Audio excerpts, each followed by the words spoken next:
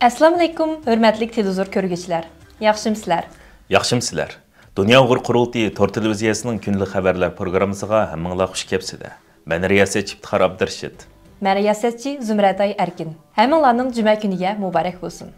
Hurmatli ko'rmanlar, tövəndə diqqətinizlər kunlik xabarlar programmamızın təfsilatı bo'lsin. Uyghur Akademiyasi, Uyghur Hərəkət Təşkilatı və Uyghur Ədliyyə Arxiv Amir qatarlıq organlarının ortaq sahibxanlığında 22 may günü kechqurun Amerika Avam Palatasida o'tkazilgan Uyghur tilini saqlab qolish va Uyghur irqi qirg'inchiligining tasviriy ko'rinishi temasidagi muhokama yig'inida so'z qilgan Amerika Tashqi ishlar ministrligining muvaqqat yordamchi ministri Alison Peters xonim Amerika hukumati va xalqi har qachon Uyg'urlar bilan billa deb ko'rsatdi. Alison xonimning bildirishicha, Amerika hukumatining Uyg'ur irqi qirg'inchiligi haqidagi maydoni izchil davom qilayotgan bo'lib, ular buningda texim ko'p xalqaro ittifoqdoshlar to'g'ri hosil qilish, Xitoyning Uyg'ur irqi qirg'inchiligidagi javobgarligini surishti qilish, Birlashgan Davlatlar Tashkiloti munbarida Uyg'urlar masalasini tilga olish qatorliq sohalarda qo'ldan kelishcha tirishib kelmoqda. Shundaq bo'lganlik uchun Amerika Davlat Majlisining bir qism a'zolari izchil turda buni amalga oshirish uchun qo'lidan kelishcha xizmat qilmoqda. Uyg'ur Akademiyasining raisi, Dünya Uyg'ur Qurultayining oliy maslahatchisi Dr. Rishad Abbasning ichilish nutqi bilan boshlangan muhokama yig'inida so'z qilgan Uyg'urlar haqidagi bir necha qonun loyihasining ovoz qo'yilishi va ma'qullanishiga zo'r ajr qilgan Avam palata a'zolaridan Yong Kim xonim va Tom Sozi apandimma o'zlarining Amerika Davlat Majlisida ilib berayotgan Uyg'urlarni qo'llash harakatidan aslo voz kechmaydiganligini alohida ta'kidlab o'tishdi. Yong Kim xonim mundaq deb ko'rsatdi. Kollektiv holda Amerika Avam Palatasida mush xildagi sadolarni yangritish o'z navbatida bu xildagi sadolarning texim zo'rayishiga yo'l ochadi. Bundaq ahvolda Uyg'ur tili va madaniyatini saqlab qolishni markaz qilgan holda ovoz chiqarish teximi muhim. Uyg'urlar o'zlarining Xitoylardan farqli bo'lgan tili, madaniyati va diniy e'tiqod uchun mushundaq bir qirg'inchilikqa duch kelayotganda bundaq sadolar to'xtab qolmasligi, Amerika siyosiy sohasimi buningga mos holda texim konkret bo'lgan harakat ko'tishi lozim. Yong Kim xonim o'z tanishtirgan Uyg'urlar haqidagi qonun loyihasi rasmiy qonunga aylanmaguncha bu yo'ldan hargizmi qaytmaydiganligini aytganda zalda guldiroz olqish yangridi. Avam palata a'zosi Tom Sozi apandim so'zni mundaq deb ko'rsatdi. Navbatdagi Uyg'ur irqi qirg'inchiligida Uyg'ur tili va madaniyati paydo qilgan jarohatlar mush avlod bilan tugab ketmaydi. Aksicha buning ta'siri keyingi necha 10 yilda o'xshamagan shakllarda davomli mavjud bo'ladi. Shunga bu jihatda g'oyat zo'r odam kuchi va moliya kuchi sarf bo'ladigan bu xil turlarni qo'llashga texim ko'p sohalarni jalb qilish zarur. Hozir Uyg'ur jamiyati qanday qismatlarga va krizisga duch kelayotganligini ko'p qism kishilar biladi. Xinjiang soqchi hujjatlari nomidagi hujjatlar e'lon qilinganli 2 yil bo'lib qolganda bu texim shundoq. Ammo Amerika uchun dushman bo'layotgan kishilar hadisa O'rta Sharqdagi masalalarga o't quyruqlik qilib, Uyg'ur irqi qirg'inchiligini unuttirishga tirishmoqda. Bundaq ahvolda soni ko'p bo'lmagan kichik guruhlar hargizmi ro'yini tushirmasdan haqqoniyat uchun bo'layotgan kurashlarni izchil davom qilishi, shu orqali texim cho'ng qo'llash va g'albini qo'lga keltirishga yo'l ichishi lozim. Yig'inda Uyg'ur Akademiyasining boshlamchiligi va Amerika Tinchlik instituti qatorliq o'rinlarning iqtisodiy jihatdagi yardım bilan tuzib chiqilgan 5 qismliq Uyg'ur til adabiyot darslik kitobi yig'in ahliga tanishtirildi.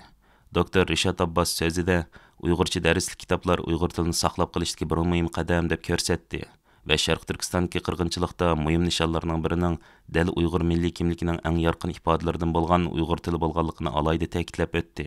Muhojiratdagi Uyg'urlarning bir qatimliq kollektiv amki sifatida vujudga chiqqan 5 qismliq Uyg'ur til adabiyot darslik kitobi ilibba bosqichidan toki yuqori saviyalik o'qishlikcha bo'lgan mazmunlarni o'z ichiga olgan bir yurish to'plam bo'lib, normalda bir necha yillik ona tili o'qitish uchun yetarli.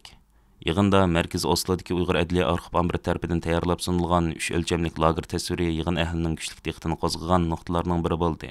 Bu turga mas'ul bo'lgan kishilardan Dünya Uyg'ur Qurultayi uchur tashviqot markazining mudiri va Uyg'ur Adliya Arxiv Amirining direktori Baxtiyor Ömer bu xizmat haqida tushuncha berish bilan birga lagerlardagi jismoniy va ro'yi qiynashni kishilarga eng zo'r darajada jonliq ko'rsatib berishning buningdagi asosli maqsad ekanligini ko'rsatib o'tdi. Ular tayyorlagan 3 o'lchamlik lager tasviri lagerlarga mahbuslarni elib kelish, ularni so'roq qilish, turli tibbiy sinoqlarni tatbiqlash, jismoniy qiynoq, siyosiy mangyush, tutqunlarni majbur emgak silish qatorliq halqalarni jonliq shaklda ko'rsatib berish orqali yig'in ahlining qalbini larziga soldi. Bo'libmi Amerikadagi jasur lager shohidlarimizdan Tursunay Ziyovuddinning Uyg'ur Adliya Arxiv Amiri tarafidan tayyorlab sunilgan 3 o'lchamlik lager tasvirining butunlay to'g'ri ekanligini tasdiqlab guvohlik berishi yig'in ahlini cho'nqur ta'sirlantirgan nuqtalarning biri bo'ldi. Uyg'ur adib va shoir Tahir Hamid Izgil kishilik huquq fondi tarafidan tarqatiladigan Vaslav Havel xalqaro ijodiy o'qituvchilik mukofotiga erishgan.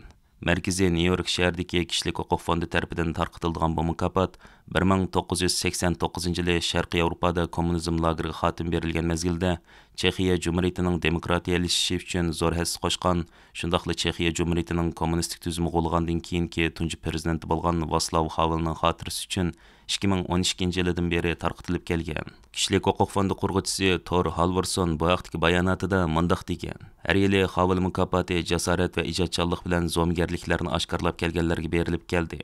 Ularning xizmati favqulodda jasorat va aql-farosatning isboti."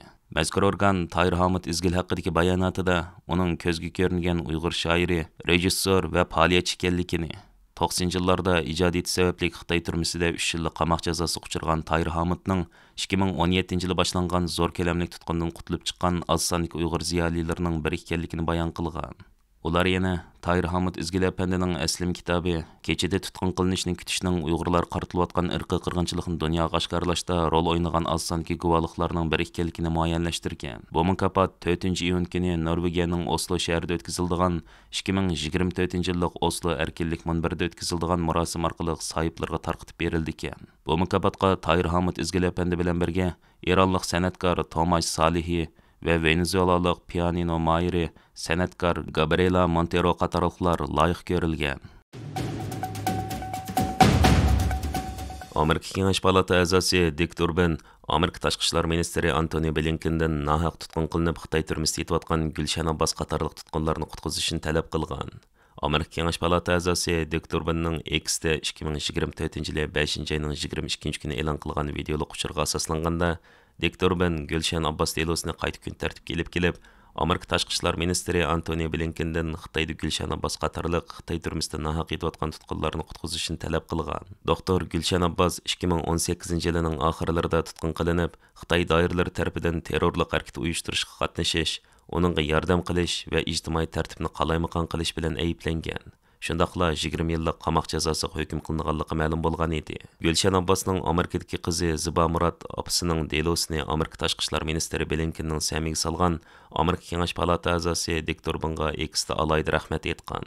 Ma'lumki, 2017-yildan buyon Xitoyning Sharq Turkistonda ilib borgan zo'r ko'lamli tutqunida minglagan Uyg'ur sarxillari, shu jumladan Xalmurod G'ofur, Toshpo'lat Teyib, Yalqin Rozi, Farhad Tursun, Abduqodir Jaloliddin, Qurban Mahmud, Raila Davud, Arslan Abdulla, Ablez Orxun qatorliq atoqliq ziyolilar tutqun qilingan va uzun muddatli qamoq jazolariga hukm qilingan edi. Amerika Davlat Majlisi Avam palatasining 43 nafar a'zosi 2024-yili 8-mart kuni Amerika tashqi ishlar ministri Blinken bilan Amerikaning BDT'da turishliq bosh elchisi Linda Thomas Greenfield xonimga imzoliq maktub yozib, Xitoy hukumati tomonidan nahaq tutqun qilingan Uyg'urlarning, jumladan Xitoy turmusidagi Gulshan Abbos, Kamila Vayit, Qurban Mahmud, Ahmadjon Juma qatorliq tutqunlarning qo'yib berilishi uchun Xitoyga oshkora besim ishlatishni talab qilgan edi.